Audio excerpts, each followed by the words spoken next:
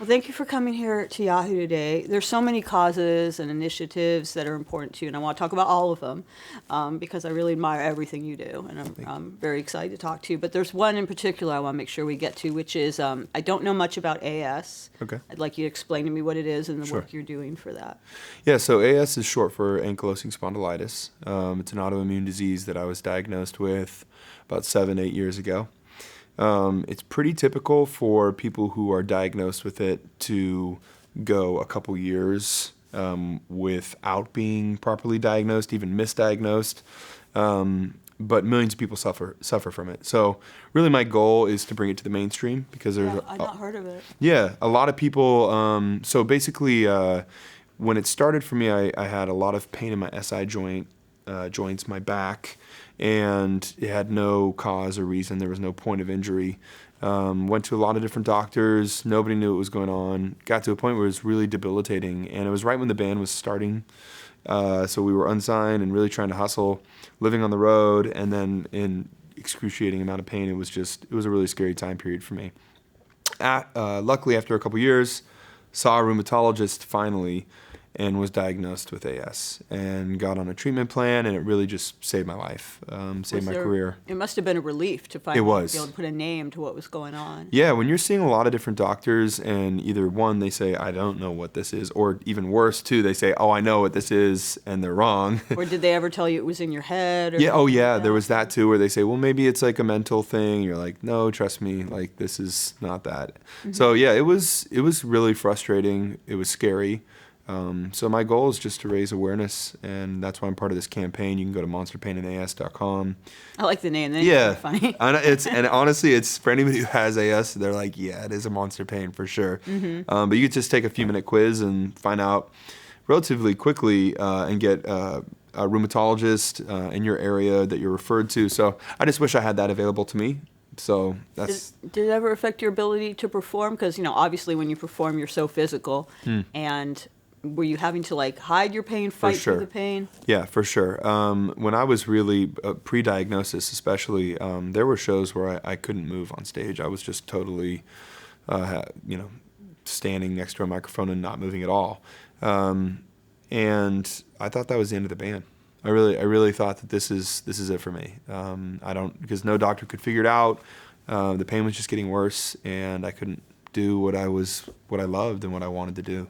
Yeah. Well, it's the reason I bring it up. I'm not saying this was your experience, but there's a lot of people with injuries, like I think of Prince or I think of Tom Petty, who they turn to over medication, self-medication, medication abuse, painkiller abuse to get through pain to be able to perform. Was that ever something you dealt with or considered? Like, I better dope myself up so I can get through a performance. I mean, Tom Petty was performing with a broken hip. Right. Yeah. Crazy.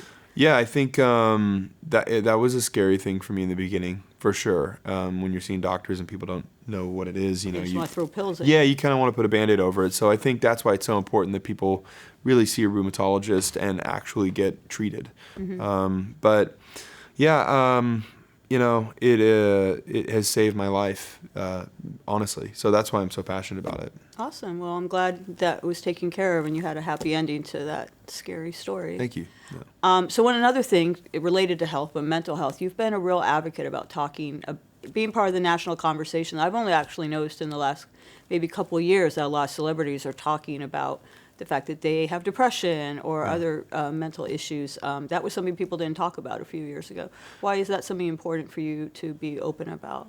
I think especially today in our culture of social media, there's a lot that is portrayed that is nice and perfect and looks perfect, but I think that can be a pretty scary and a scary thing to project to our youth, because people are saying, okay, look at all these people who are happy. Why am I not feeling happy? And or why is life hard? And the truth is, everyone is struggling. Everyone's life is hard, and you have good moments and hard moments. And so we need to also share the things that are hard, because it helps unite us. It helps you feel less alone.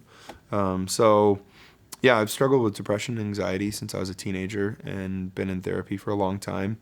And that is part of who I am. It's part of my story. It's part of what makes me who I am today. And so I just think that that's exposing, talking about those things shouldn't be an embarrassing thing. It should be part of everyone's conversation, just as much as the picture on the beach where you look great or whatever it is. We need to have real conversations. Well, there's a lot of people, they look to celebrities, like extreme cases, like someone like a Chris Cornell or something, and they go, oh, this person had everything, huge band, good looks, wife, kids, money, why is he depressed? Like, how would you speak to someone who doesn't quite understand that it doesn't matter if you're in Imagine Dragons, a huge band, that you still have to grapple with these things. It's not about money or fame or something. I can only speak for myself in saying that, nothing has changed for me with the fame or money or success, whatever those things are.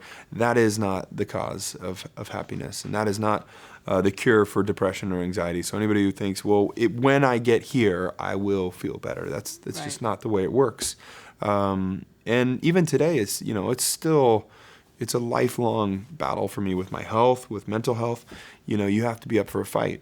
Just because I'm able to go do the things I want to do doesn't mean I don't still have flare-ups from ankylosing spondylitis and have to see my rheumatologist again and check in and, tighten things up, or see my therapist again. Those things you have to kind of buckle in and be willing to say, I'm up for the fight. Anybody who's struggling with those things knows that it doesn't come and go, and it's not like you're happy or something and I'm feeling sad today. Like, depression is it can be a long, foggy, numb existence, and so you have to be up for a fight. Did you ever have any moments when things were coming together for Imagine Dragons, you were having all this success, where you had that moment, you're like, why am I not happy, or why am I still struggling? For sure. I think when I realized a lot of my dreams that I had since I was a little kid, you think, oh, well, this is going to bring me ultimate happiness, and that's just not the case. It's wonderful, and don't get me wrong, I celebrate all those things and love everything about what I do. But again, that is if you're looking for happiness to be an achievement or something, it's not how it works, because there's always something else, and you'll think of something else, and that's chasing I don't know the term for it, but it just doesn't work. Yeah. Right. Do you have any stories about people who have fans who have reached out to you via social media, letters, meet and greets, whatever, who have struggled with these same things, who have any touching stories about how your music or your advocacy has helped them, saved them, comforted them? Like I said, there's more of a conversation about this going on now. Yeah, absolutely. I think we have a really special group of kind of a family all over the world of people who, because mental health is such a part of Imagine Dragons and who we are, I've had a lot of people share with me incredible stories about, the things that they've been through and the struggles that they have, or things that they are battling. And this is a community. That's what Imagine Dragons is about, is to create a safe space for people to be themselves, to love who they want to love, to express themselves how they want openly, to feel like there's a community of people who are dealing with depression and they can talk to each other, and that is everything for me. It's much more than the music. It's about a community. Is there a particular song, a lyric or whatever that fans particularly resonate to or connect to? I think there's different things for everybody, but I think just going on early in our career, the first song that we really broke from was It's Time. And there's a line in it that says the path to heaven runs through miles of clouded hell. And I think that is, that says a lot as to what the identity of Imagine Dragons is, and even just as trite as it may seem, that is kind of what life is. It's you have to be, like I said, it's a battle. Yeah. So you said love who you want to love. So I definitely would talk to you about your LoveLoud Foundation. Yeah. You've done, is it 3 years now of the festival? Yeah, 3 years. So this was the third one, and first of all, I just think it's awesome that you do this. And at the risk of sounding kind of weird, there's probably some people who are like, you're not gay. Like, why is this a cause important to you? This isn't, So I think it's just really cool. You do it in like your award speeches. You take the time to use your platform. So why did you want to start this foundation? Like, why was this an important cause for you? If you could explain a little bit, yeah, for of course. People don't know. Totally, yeah. So I grew up in a very conservative family, Mormon, and had a lot of friends who were Mormon and LGBTQ, and that put them in a really difficult spot from an early age, having, your parents tell you that your innate sense to love, or your church leaders tell you that your innate sense of loving is incorrect or flawed. That really sets a kid off on a difficult path. And then we look at these statistics that are showing us that, LGBTQ youth who are not accepted in their home or community are 8 times more likely to take their life. We wonder why. Well, if someone had told me from a very young age that my innate sense to love was flawed, it would have really messed me up.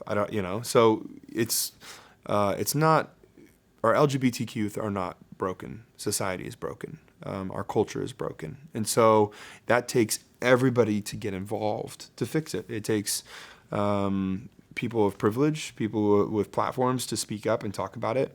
And so for me, it takes very little effort. I'm not looking to take up space in the community, but what I'm looking to do is to raise awareness and to help our youth, to help people like my friends who didn't come out till they were in their 20s, and that was still a super difficult process for them just because of their faith or their community and not feeling like it was a safe space for them. So yeah, we've done it 3 years, raised millions of dollars, and it all goes back to the LGBTQ foundations that are doing life-saving work. So it's kind of an umbrella, LoveLoud is, and it goes towards like the Tegan and Sarah Foundation, sends kids to amazing summer camps and stuff where they can find LGBTQ youth to connect with, or the Trevor Project, which is like a crisis line for people who are in a state of crisis and stuff like that. It's maybe an odd question. I'm sorry if it's an ignorant question. Do you still identify as Mormon yourself, or are you still Mormon? I'm kind of I would call myself a unique Mormon. I'm more of a spiritual person than I think aligned with anything specifically. But Mormonism is, anybody who grew up Mormon knows that it's kind of like a culture. It's kind of like it's part of my identity. It's part of who I am. Do I abide by all of it, or follow every single thing, or believe every single thing? No. Do I believe that there's a God? No. Some days not. Some days I do. It's like my spirituality is like it's moving. It's always kind of changing, and that's how I prefer it to be, rather than be set in some, Right. Some, I don't know, immovable place. Well, seeing that you're sort of able to walk both sides or see both sides, do you feel you're in a unique position to sort of bridge, different communities in that way within the Mormon community? I think that it does take someone from the community for people to listen. I remember growing up Mormon and having people make fun of it all the time. When I was at school or something, people saying, "Oh, you're like a pilgrim" or something, and you shut off immediately and shut your door and want to lock it and not listen to those people because it hurts you. And so, but if someone inside your house is saying, "Hey guys, maybe we are messed up in this way, and this isn't cool about what's going on with like Prop 8 or whatever it is at the time," you actually listen to it because it feels like it's a community. So yeah, I do think within your community you should always be looking to better yourselves and look outside the house and get a new perspective and expand your horizons. How is your family, like I assume your family, you grew up Mormon, Yeah. right? So your family's Mormon. Yeah. Have they, or just in general, obviously this is a bit of a controversial stance to take. And I if I'm asking any questions that seem ignorant, just you can tell me. No I don't know question's much ignorant. about it. But yeah, what's been the general reaction? Has it been positive, or have there been people who are like, this is, blasphemous or goes against what we believe? Like, what reactions in general? Of course there are some like letters that I'll get or blogs that will be like, Dan Reynolds is leading, Christians to hell or something. Absolutely have I gotten that? Yeah. But I would say the majority of people of Orthodox faith in today's culture have actually surprisingly been very supportive and have come out and said, you know what, this is something that we need to work on, or that we're wrong about, or that I need to like see differently. I think that we live in a time when people are starting to understand that this is not a choice, and this is the core principle of most Orthodox faith, which is to love. And so when you're not loving, you're not even practicing the most, core principle of your faith. So I think the times are changing in a lot of ways. And so, yeah. Do you have any specific stories, maybe of someone, maybe like a parent, for instance, who's come to you or written to you or whatever and said, like, the stuff you were talking about, this kind of thing has, if not completely changed my mind, like, opened my eyes or broadened my mind or anything. Yeah, absolutely. I think, every year at LoveLoud, we've had tons of stories of kids who have come out to their parents at LoveLoud. So gotten their parents to go to this festival and then came out to their parents because they felt safe to do so. And then the parents are in an atmosphere where they're seeing all these, listening to music, listening to speakers about how to kind of navigate that place. And so there have been a lot of things like that, and I've also, of course, had a lot of people of faith reach out and say, this is where I was, and now this is where I am, and so I want to emphasize it's really not me, like Hero Dan, coming in here and doing something good. It's a lot of people who have paved this road for a long time, and it's like there's a puzzle, and when you're putting a puzzle together, everybody plays a certain role. And my role is I'm a really privileged, like, rock star guy who's been given this incredible life and platform. And I'm cisgender and I'm heterosexual and so I have all this privilege and platform. And so the question is, when you have that, what are you doing? Are you placing your puzzle piece in without taking up space? And I think that's an important, it's a tricky thing to find, but it's important to me, and so it's something I'm passionate about.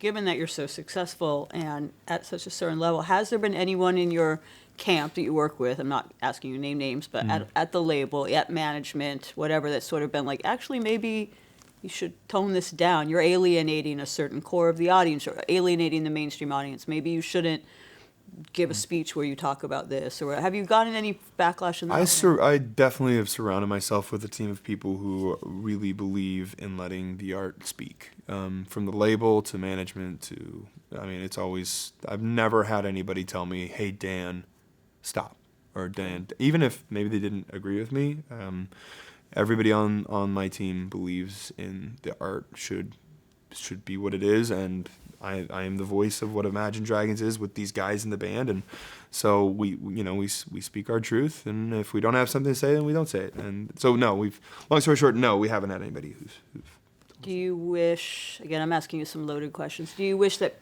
other rock stars, again, not asking you to mention names, of course, but other rock stars that are in your position, as you said, position of privilege, white, cisgender, male, whatever, do you feel more of them need to speak out about things like this? As they're in the position to do so? I think just the obvious answer to that is, everybody needs to speak up more. We live in a time right now where we are very divided as a nation, and in order to get past divides, I think people need to listen, and then speak, and then listen. And we have a lot of people speaking for sure, but not a lot of listening. So I guess my answer is twofold. I'd say, more than anything, people of privilege need to really listen and step back, and then be part of the dialogue. There's nothing worse to me than people who do nothing. I think the most deadly thing of all is to just say, it doesn't affect me, I don't really care, because then you're making the problem a lot worse. So like I said, it's a tricky balance. You need allies, absolutely. But where can you find the right balance of not taking up space, but also helping the cause move forward? So that's, we can all do better for sure. Do you think there are some artists, obviously not yourself, but other artists, we live in an outrage culture, and you can, a cancel culture, whatever. And I even thinking this is pre-social media, but like when the Dixie Chicks spoke out against President Bush, different situation, but they spoke out, and they had ramifications like from the country community. Radio stations weren't playing them. There were death threats. Do you think there are people, particularly now, when something you say can really go instantly viral, that people are just kind of afraid, like artists are afraid. They're afraid of losing their livelihood, losing their fans, losing their label, whatever.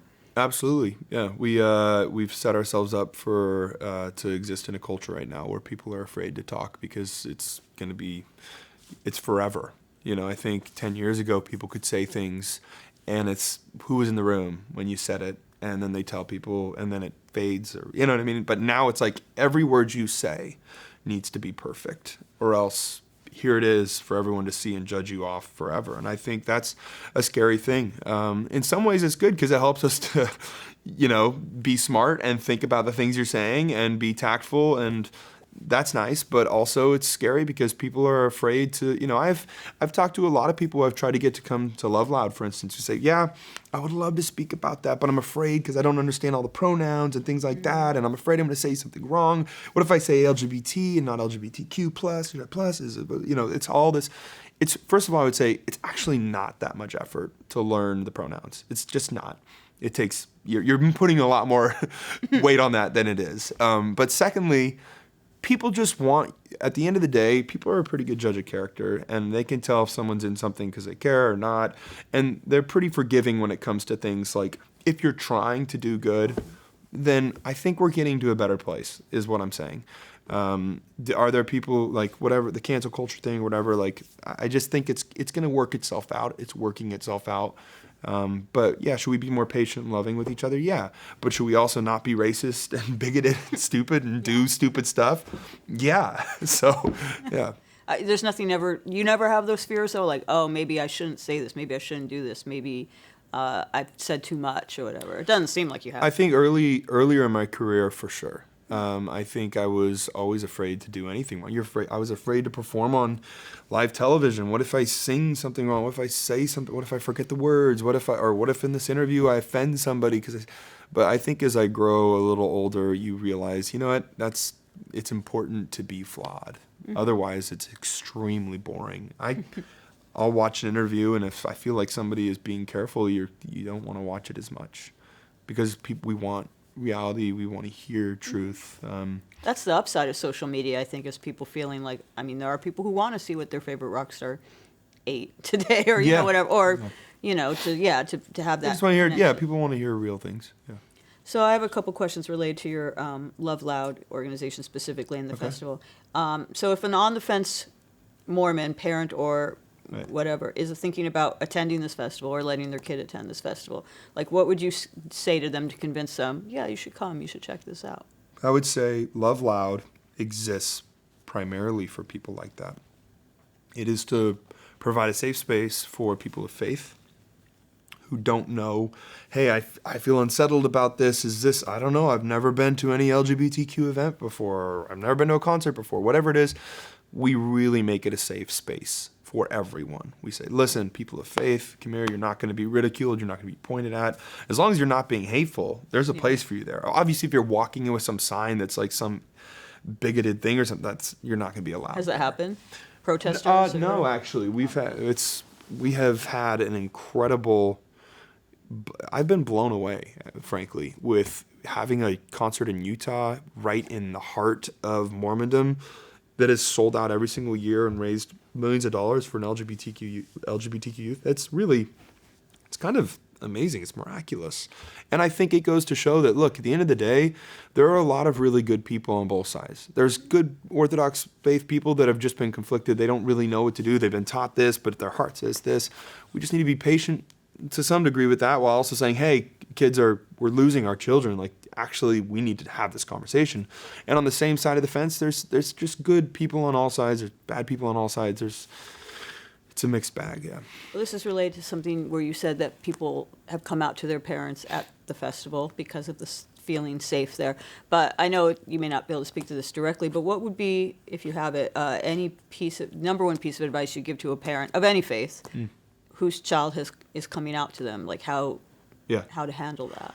I think it's a really simple thing. You have to, every study, everything will show you, and I think hopefully your heart will also show you that you must accept and love 100%. And that conversation is, I love you. It's not, I love you, but it's not, I love you, and I have these other thoughts I need to tell you about. It's all of the second you do that, you're not accepting. That is not what love looks like. Love is complete. It's 100%. It's all-encompassing. It doesn't involve what your opinions or thoughts are or what you were raised and told about. It just goes, I love you, and that's it. And so I think as parents, even with faith, I would just say, that's awesome. Nobody's asking you to leave your faith at the door. We're just saying there's no question. You have to 100% accept, love your child. 100%. All right, a couple other questions sort of related to that. What's your best advice to a member of an LGBTQ youth who, for whatever reason, wants to remain in the Mormon church or in an Orthodox community, but is having doubts about where they'll fit in, how they'll be accepted. Like they're thinking of leaving, Right. they're thinking of staying. What would you say to them? I mean, it's a really personal decision. I can't speak for the LGBTQ community or to that person specifically. I would just say, obviously to any person in any predicament, I would say make sure you're in a safe place. Make sure you're loving yourself. Make sure you're able to love yourself in that space. And if you're not, it's probably not a healthy place for you. I certainly hope that those youth are able to find a safe space, and that's why these foundations that are providing that are just so important. I've heard a lot of people, I've met with people who've said, you just need to tell all these kids, leave your religion. Like, just leave. And it's really a pretty naive thing to say, because what countless studies have found is when you have a young child who's already in a place of crisis, and then you're telling them to leave their home and family, you're in their community, everything they know. A lot of these kids will get kicked out of the house sometimes if they it's not their place to tell a child what to do. These kids are in a position where they know what is best for them. I don't know if LoveLoud specifically does this, but either LoveLoud or other organizations you have an alliance with, for those who have no place to go, they have been kicked out, or they want to leave their home. What do you provide for them? Like, where do they go? So, again, what LoveLoud is we really raise this money and we distribute it to a bunch of foundations that apply for grants that we have a system that we go through to say, okay, who is in alignment with exactly what we're trying to do here at LoveLoud, which is to create a community that is igniting conversation about how to love and accept our LGBTQ youth. So, long story short, your question is, who's providing homes for kids who are kicked out of their homes? What do they do for the person who finds himself? I would say the closest to that we work with right now is in Circle, which is based out of Utah. They've now opened 3 different homes, one in St. George, one in Salt Lake, or they're about to open in St. George, one in Salt Lake and one in Provo. And these are homes for kids who are exactly that, either kicked out of the home, or their family is not accepting them, or maybe their family doesn't know how to accept them. There's places for them to be. There's also therapists therapy that's provided for them. So there's a lot of people who are doing incredible work like that we work with. Yeah. Do you feel, we were talking about mental health, depression, stuff, those struggles at the top of this interview? Although maybe you're not LGBTQ, maybe you can't walk in those shoes specifically. Do you feel that your personal struggles that you've had with depression and such give you a sort of empathy, like that maybe other people, wouldn't have, because they're struggling. Do you think your struggles? How does that connect you to these kids? Well, I wouldn't equate my struggles to anyone in the LGBTQ community because it's just different. Right, exactly. And I can't speak for them.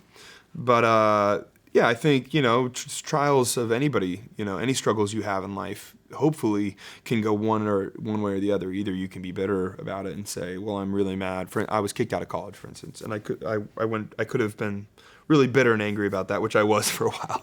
And maybe I still am a little bit. Maybe that's why I'm bringing it up.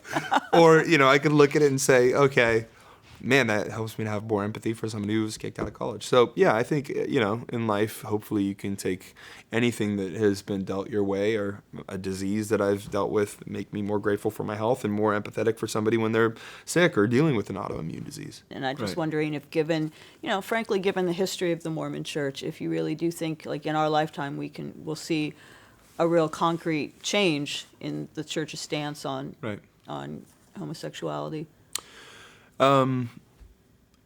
It's hard to say whether change will happen.